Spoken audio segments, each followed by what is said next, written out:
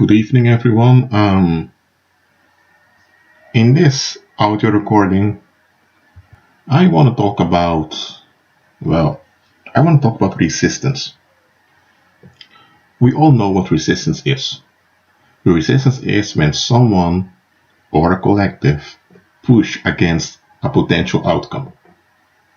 For example, you can have that on a subway, a group of hooligans enter in, and people are trying to let me say, like, people are reacting irritated. Why? Because they are imagining the outcome of those hooligans making noise in the subway, and they don't want it. So whether they attack the hooligans or not, or whether they close the door to prevent hooligans from coming in or not, the action is the physical manifestation.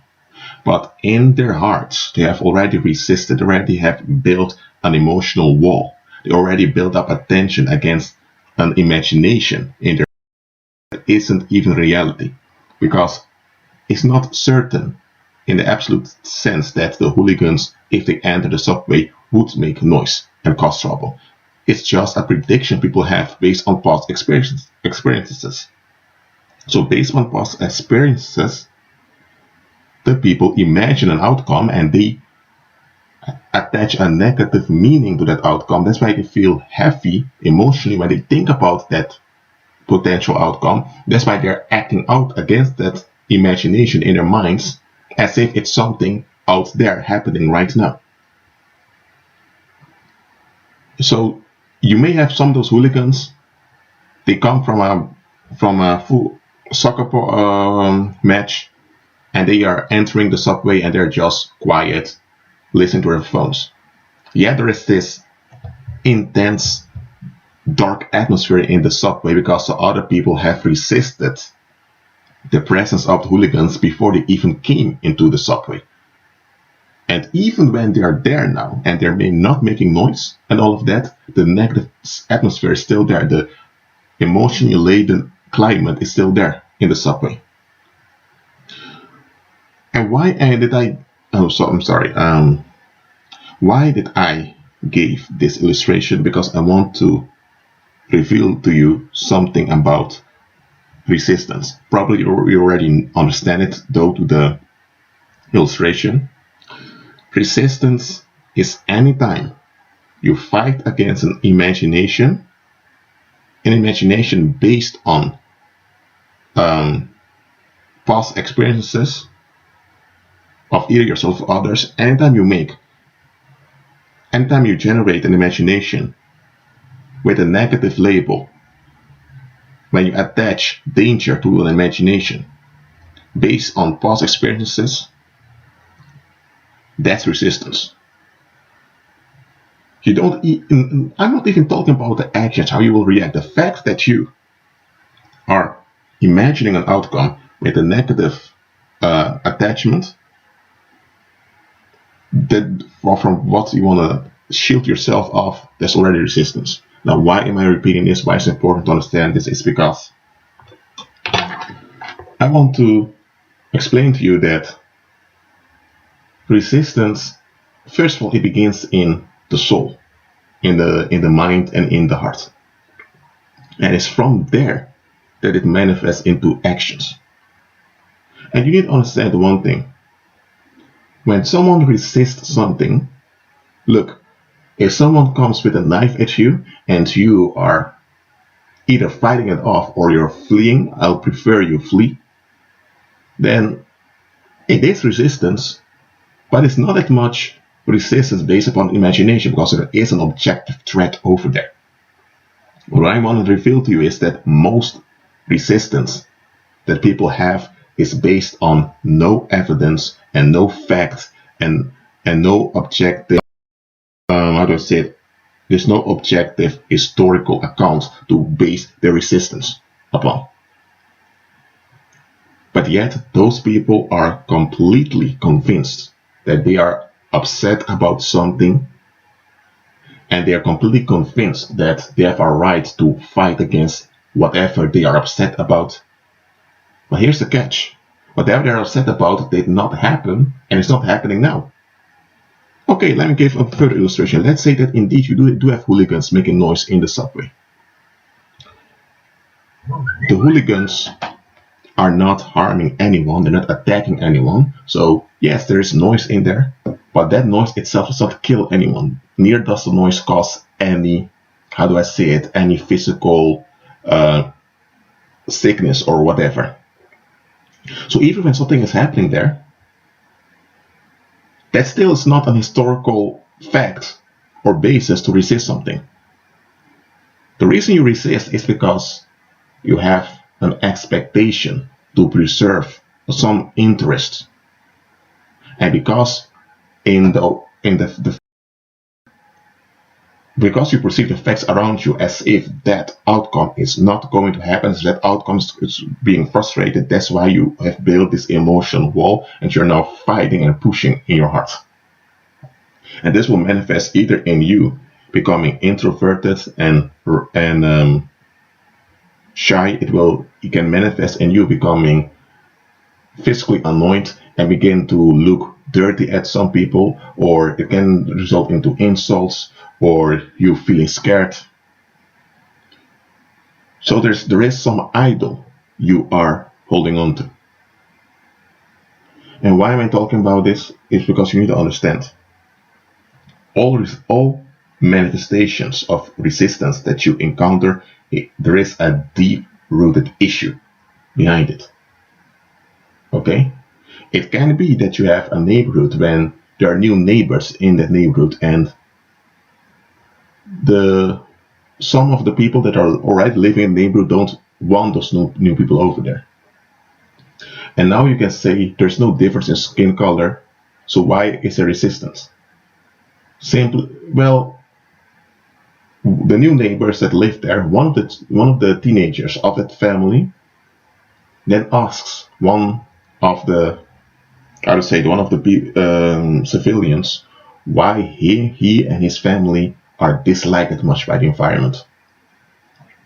And then one of the civilians admits unto him, you know, before you guys came here, this neighborhood had division in it.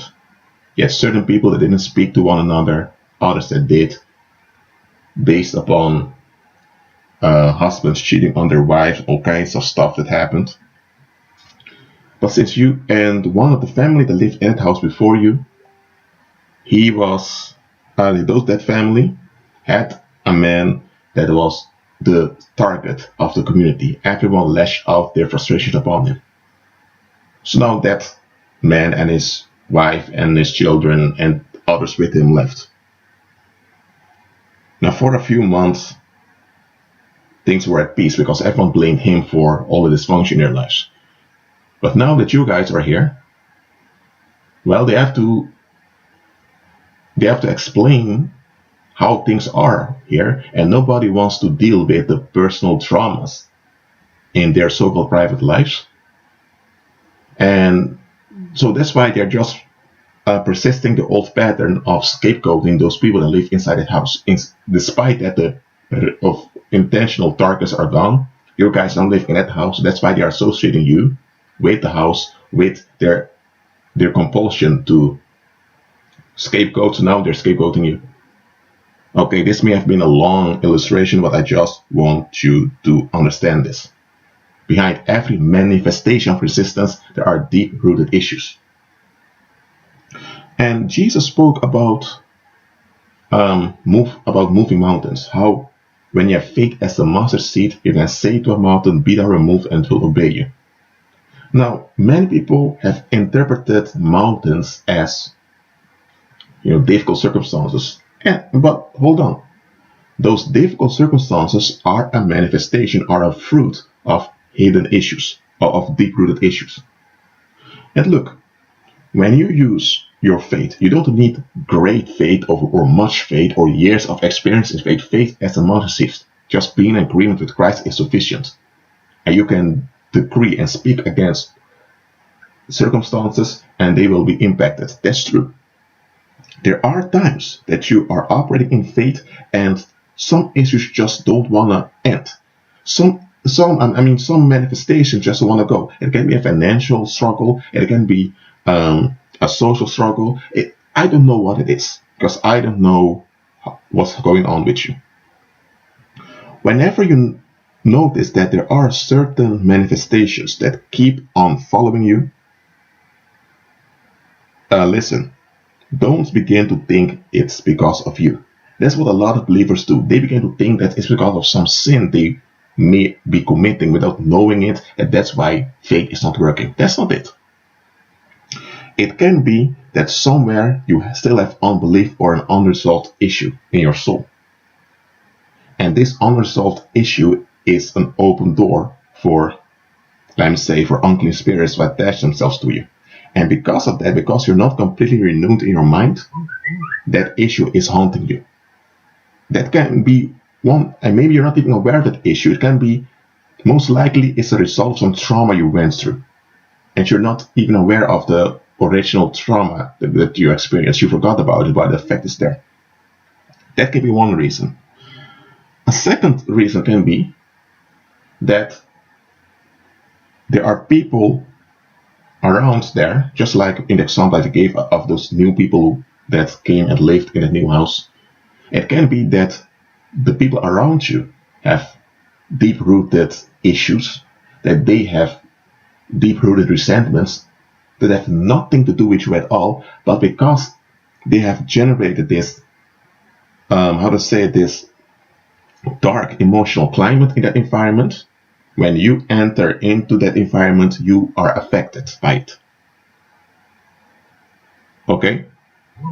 So, and look, in the illustration I gave, those people, the new family that lived in that house, they were literally targeted by their surroundings, by the people that lived in the environment. But there are times when you face resistance, not because people are sending psychic attacks towards you, but just because the people around are just in a bitter state. They're generating this negative climate, and unintentionally you are faced with the consequences of them them operating in sin. But anyhow, it does not matter whether it's because of some unresolved issue on your part or because you're just in an environment where, well, let me say, that has a heavy emotional climate, or maybe it is because you are targeted through psychic attacks. That can be also, but anyway, just remember that faith is enough. Okay? Because when you are in agreement with Christ, when you are renewed in your mind, the Holy Spirit will guide your actions. He will advise you. He will direct you to do the right things on the right time. This is a job only the Holy Spirit can do. No pastor, no teacher, no prophet can do that for you. So what do you do when you are encountering resistance? You keep on going. And this is one thing you should not do. Begin to permit self-doubt. Why? Because the moment you permit self-doubt, you begin to attribute responsibility onto you that does not belong to you. And if you have some deep-rooted issue, the only thing you do is you confess it, you get in agreement with the word, you meditate on the word, you pull down the strongholds in your mind with the word, and it's over. If it is others around you that have issues either towards you or just issues that they don't credit to you at all, if the cause is not with you, then you should never permit the idea that it's you and begin a whole search to what sin you may have committed, or no, because that's what wearing many believers down. They're looking for a cause in themselves that ain't there. Stop it. Do what the word says. Continue in the Most High's word. Continue decreeing the words and continue agreeing with the words. Listen, as a believer, you will encounter resistance. Okay? Whether you have temporal issues or not, you will encounter resistance. And look, and there's another thing you need to understand. Often it is because you are in agreement with Christ that you become the target of much, how do I say it, of much resistance. Because you need to understand this. People in the world, they are in bondage. They are stuck at a mental equilibrium. As long as their bondage is not interrupted, they are basically in an unconscious state. They are in darkness. And as long as they're in darkness, they won't notice the danger of their situation. They think it's all fine. The moment you are operating by faith and things are manifesting on your behalf due to your faith, they're going to have questions. And because they are in bondage, they're going to use causal logic to figure out what's happening with you. And they will do that, and they will not be able to reason why things are happening for you. They won't. And it's then that they will begin to notice, hold on a minute. They're going to notice their bondage. They're going to become conscious of their unconsciousness. And what will most likely happen? They will resist because they don't want to see the emptiness that's inside of them. They don't want to be confronted with the absence of depth and the absence of spiritual fulfillment in their lives. They don't want to be faced with that. They don't want to be confronted with their compulsions, which is what the Bible calls their sins. So they'll begin to resist. This does not have to imply that they're going to act out against you or try to kill you, even though there are times that such things happen. Anyway, they'll begin to resist, and that resistance alone, that negative climate is generated, it can be targeted upon you. So just understand, as a believer, you will encounter resistance. Does that mean that you are wrong? No. That means that you're doing the right thing. That means that the more in agreement with Christ you are, expect more resistance, expect persecution. Nevertheless, keep on going, keep persevering, don't give up. You will reap you will reap your harvest. Just continue. That's all I'm saying for this recording. Be at peace.